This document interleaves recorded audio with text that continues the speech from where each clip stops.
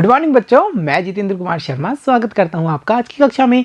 आज की कक्षा में बच्चों हम पढ़ने वाले हैं कक्षा 5 की पर्यावरण अध्ययन की पुस्तक अपना परिवेश का 15वां अध्याय, जिसका नाम है जब चाहें तब खाएं।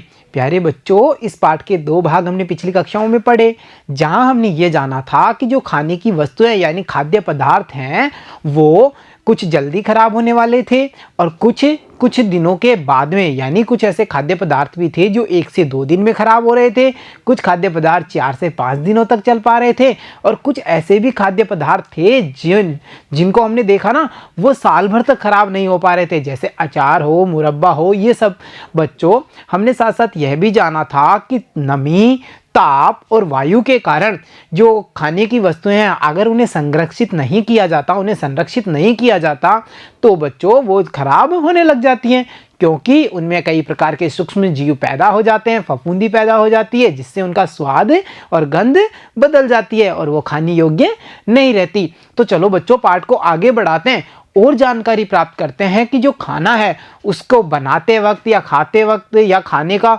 भंडारण करते वक्त हमें कौन कौन सी बातों का ध्यान रखना है। तो चलो बच्चों हम जानते हैं खाने में साफ सफाई, यानी बच्चों खाद्य पदार्थों को बनाते वक्त या उनका उपयोग करते वक्त हमें किन किन बातों का ध्यान रखना है। तो देखो बच्चों, गर्मी के दिनों में भोजन जल्दी खराब हो जाता है। क्यों खराब हो जाता है गर्मी के दिनों में? जैसा हमने ट्रेन में देखा था कि जो परिवार चला था अपने दादा दादी से मिलने के लिए जयपुर के लिए, उनकी दाल गर्मी के कारण खराब हो गई थी। तो बच्चों गर्मी के दिनों में भोजन जल्दी खराब हो जाता है। इसका क्या कारण है? देखो, अधिक तापमान के कारण जीवाणु सक्रिय रहते हैं। जब बच्चों ज़्यादा ठंड पड़ती है तो जो जीवाणु होते हैं वो सक्रिय नहीं रह पाते, यानी वो मृत हो जाते हैं। परंतु अगर तापमान ज़्यादा है, गर्मी अधिक है, तो जीवाणु सक्रिय होते हैं और जीवाणु सक्रिय होंगे तो भोजन खराब होगा। इसीलिए गर्मी के दिनों में भोजन जल्दी खराब हो जाता है। और देखो फिर हम क्या कर सकते हैं, भोजन को खराब होने से बचाने के लिए हम उसे ठंडी जगह पर जाली से ढककर रखते हैं। यानी बच्चों पहला कार्य क्या कर सकते हैं, हम उसे ठंडी जगह पर रखेंगे और जाली से ढककर रखेंगे। क्यों जाली से क्यों ढकना है? ताकि जो बाहरी जीवाणु है जैसे मक्खी मच्छर जैसे कीटाणु या कीड़े मकोड़े हैं वो उसके संपर्क में ना आए और भोजन सुरक्षित रहे।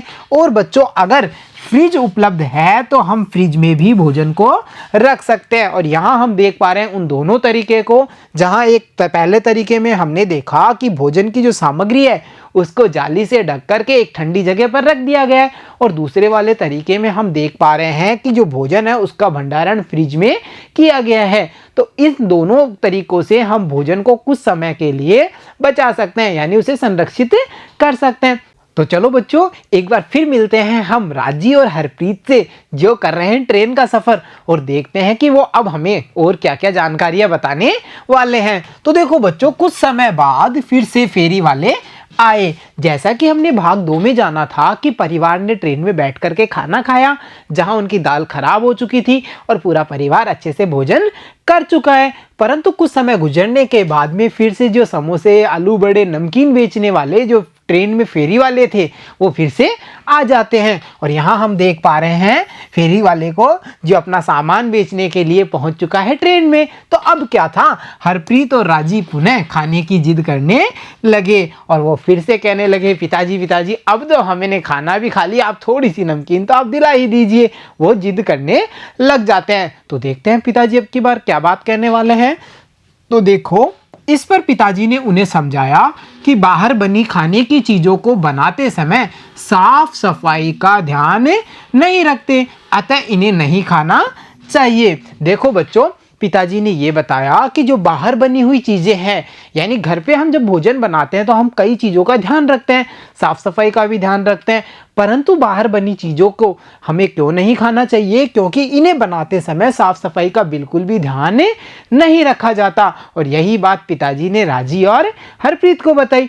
प्यारे बच्चों, आप ये जानना चाहेंगे ना कि घर पर हम भोजन बनाते समय किन किन बातों का ध्यान रखते हैं और बाहर बने हुए खाने में जो हम बाहर का खाना खाते हैं उसको बनाते समय कौन कौन सी बातों का ध्यान नहीं रखा जाता। तो चलो बच्चों कुछ आसान से प्रश्नों पर चर्चा करते हैं और अपने ज्ञान की वृद्धि करते हैं। देखो बच्चों, चर्चा कीजिए में बच्चों, घर पर खाना बनाते समय साफ सफाई की किन किन बातों का ध्यान रखा जाता है? यानी बच्चों, हम अब उन बातों को जानने वाले हैं जो घर पर खाना बनाते समय ध्यान में रखी जाती हैं। तो वो कौन कौन सी बातें होंगी? देखो, खाना बनाते व खाते समय साबुन से हाथ धोना चाहिए या धोया जाता है, ये बात हम घर पर ध्यान रखते हैं।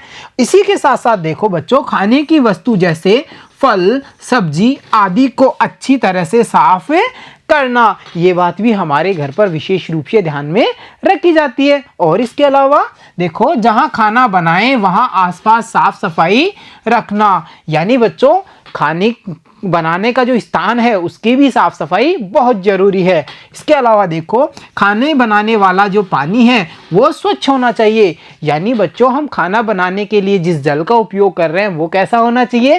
साफ और स्वच्छ होना चाहिए। साथ ही साथ देखो, खाना बनाने वाले तथा खाना खाने व खाना रखने वाले बर्तनों को अच्छी प्रकार से सफाई करनी चाहिए, यानी बच्चों चाहे खाना बनाने वाले बर्तन हो, चाहे खाना खाने वाले हों या खाना रखने वाले बर्तन हो, हर प्रकार के बर्तन की जो साफ सफाई है उसका भी विशेष ध्यान रखना होता है। साथ ही साथ देखो, खाने को कभी भी खुला न छोड़ना, उसे ढका हुआ ही रखना है। तो ये सब वो बातें हैं बच्चों जो हम घर पर खाना बनाते समय विशेष रूप से ध्यान रखते हैं, जबकि जो बाहर का खाना होता है उन्हें बनाते समय, परोसते समय या उसका भंडारण करते समय इन बातों का ध्यान नहीं रखा जाता। इसीलिए तो पिताजी ने कहा कि बाहर बनी हुई चीजें नहीं खानी चाहिए, क्योंकि उनको बनाते समय साफ सफाई का ध्यान नहीं रखा जाता। तो चलो बच्चों, अब देखते हैं आज की एक्टिविटी। पता कीजिए और लिखिए या बताइए में। देखो बच्चों, हमें क्या पता करना है और क्या बताना है? तो देखो, होटल, ठेलों या फेरी वाले जहां खाने की चीजें बनाते हैं वहां साफ सफाई का स्तर क्या है? यानी बच्चों हमें यहाँ पर एक तुलना करनी है, किन किन में? होटलों में, और जो ठेले और फेरी होती हैं उन पर जो खाना बनाने का उनका स्थान है उसके बारे में यहाँ पर तुलना करनी है। वो किन किन बिंदुओं के आधार पे करेंगे? मतलब आप समझ पा रहे हैं ना कि होटलों में जो खाना बनाने की जगह है वो कैसी होगी, और जो ठेले या फेरी वाले हैं वो जहाँ खाना बनाते हैं या खाद्य सामग्री बनाते हैं वो जगह कैसी होगी, उनकी हमें तुलना करनी है। और हमारे जो तुलना के बिंदु होंगे वो देखिए, सब्जियों को धोना, मतलब होटलों में सब्जियों को कैसे धोया जाता है, ठेले वाले या फेरी वाले सब्जियों को कैसे धोते हैं। उसके बाद में देखो, आसपास की साफ सफाई की वही बात, होटलों में आसपास जो खाना बनाने का क्षेत्र है उसके आसपास की साफ सफाई कैसी है, और जो ठेले या फेरी वाले हैं उनके आसपास की साफ सफाई कैसी होगी। इसके बाद में हाथों को धोना, उपयोग में आने वाला पानी, बर्तनों की सफाई, खाना खुला या ढका आदि, इन बिंदुओं पर हमें होटल और जो फेरी या ठेले हैं उन पर जो खाना बनाने का स्थान है उसकी तुलना करनी है। तो बच्चों, जब मैंने इसका पता किया तो मैंने तैयार की एक प्यारी सी सारणी, और आप भी बच्चों उसी सारणी के आधार पर अपनी अभ्यास पुस्तिका में एक सारणी बनाएंगे। तो चलो देखते हैं मैंने कौन सी सारणी बनाई। यहाँ देखो बच्चों, सारणी के पहले कॉलम में आप देख पा रहे हैं जांच बिंदु, यानी ये वो बिंदु हैं जिन पर हमें होटल और फेरी वालों या ठेले वालों की तुलना करनी है। दूसरे कॉलम में हमने लिखा होटल में, और तीसरे के कॉलम में हमने लिखा ठेलों या फेरी पर, यानी जो होटल में खाना बनाने का स्थान है उसके बारे में यहाँ लिखेंगे, और जो ठेले या फेरी वाले हैं उनका खाना पकाने का स्थान है उसके बारे में हम यहाँ लिखेंगे। जैसे पहला पॉइंट था सब्जियों को धोना, यानी बच्चों जब हमने पता किया जो होटल्स हैं या होटल हैं वहाँ पर बहुत अच्छे से स्वच्छ पानी से उन्हें धोया जा रहा था, जबकि जो ठेले और फेरी वाले हैं वो गंदे पानी से सब्जियों को धो रहे थे। तो देखा आपने कैसे मैंने पता किया और यहाँ पे लिखा है। उसके बाद में बच्चों दूसरा पॉइंट देखते हैं, आसपास की साफ सफाई। तो जो होटल में आसपास की साफ सफाई थी वो बहुत ही अच्छी थी जब हमने पता किया, और जो ठेलों की सफाई थी वहाँ पर साफ सफाई का कोई विशेष ध्यान नहीं रखा जा रहा था। तो मैंने क्या लिखा? सफाई नहीं है। इसके बाद में देखो, हाथों को धोना,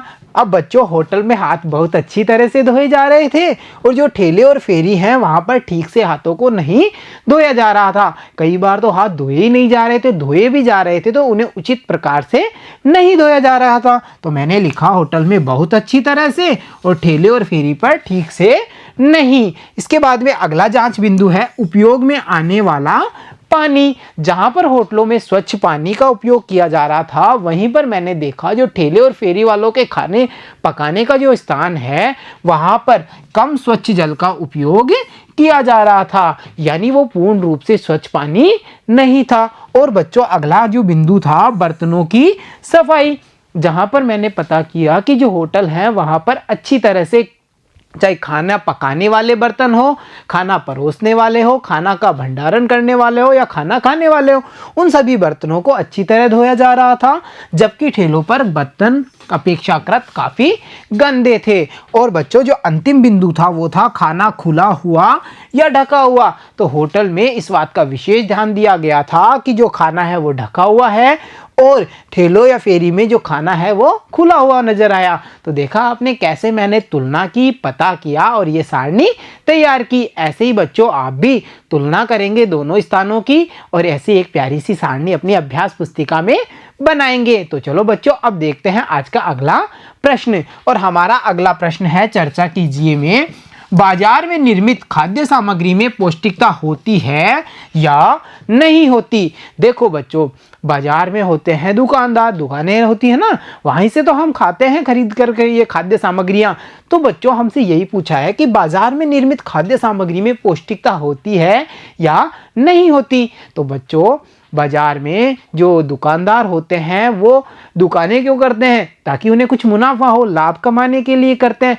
तो बच्चों वो हमारी पौष्टिकता का ध्यान ना रखते हुए केवल अपने मुनाफे का या लाभ का ध्यान रखते हैं। तो हम अंदाजा लगा सकते हैं ना कि वो पौष्टिकता पर ध्यान नहीं देंगे, क्योंकि उन्हें तो अच्छे पैसे कमाने हैं। इसीलिए हम क्या कह सकते हैं कि नहीं, बाजार में निर्मित खाद्य सामग्री में पौष्टिकता नहीं होती है, वो घर पे बने खाने की तुलना में कम पौष्टिक होती है। तो देखा प्यारे बच्चों, आज के इस भाग में हमने ये जानकारी प्राप्त की कि जो भोजन है वो हमें बाहर से नहीं करना है, यानी कहते हैं ना जो खुला हुआ भोजन है या बाजारों में मिलने वाली खाद्य सामग्री को हमें अवॉइड करना है। हमें घर पे बना हुआ ताज़ा भोजन ग्रहण करना है, क्योंकि उसमें क्या होती है, पौष्टिकता होती है। साथ ही साथ हमने ये भी जाना कि किस प्रकार से जो ठेले और फेरी वाले होते हैं वो स्वच्छता का ध्यान नहीं रखते। और हमने ये भी देखा कि जो होटल्स हैं उनमें स्वच्छता का ध्यान रखा जा रहा था। तो प्यारे बच्चों आज की कक्षा में इतना ही, मिलता हूँ आपसे अगली कक्षा में, तब तक के लिए धन्यवाद बच्चों।